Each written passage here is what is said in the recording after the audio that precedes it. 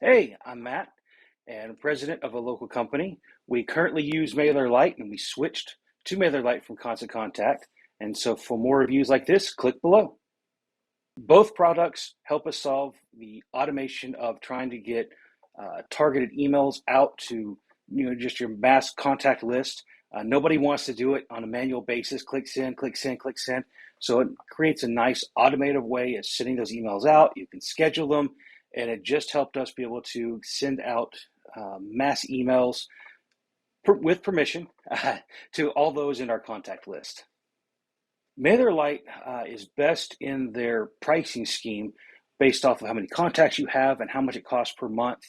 And that was one of the big factors in our decision was as our list grew, it just became MailerLite was a far more competitive product when it came into pricing and your amount of contacts you have. Constant Contact is continually growing their product and adding more services and putting a lot of those services into the rate that you're already paying for. There are some add-ons, but they just give you a lot of extra enriched features.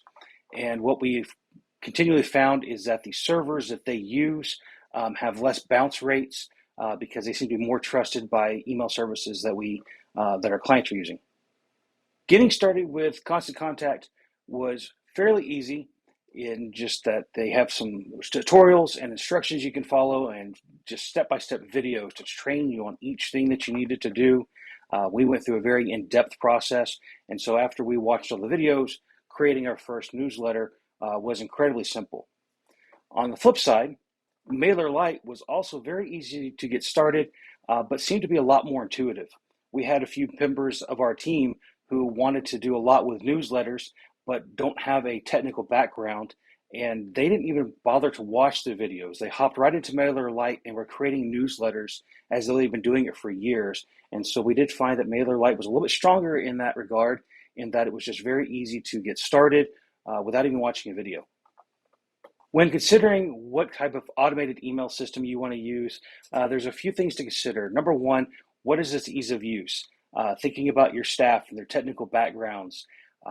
That's really going to play a part because if the staff has a hard time with it, you're not going to get the results as you want because they're just going to be struggling to get things out. So ease of use is very, very important. And then when you also consider pricing, when you begin to realize that a lot of platforms, based off of how many contacts you have, that can drastically change the price that you have between platforms. And so if budget is a concern, you're going to want to think of how many contacts you have, how quickly are you acquiring them, and then look at the price points that you have. And then also look at the reputation. We have tried some that just had a great price point. However, their servers were not trusted. And so what we found is that when we were sending emails out, they were getting rejected by client servers because there was problems with those servers.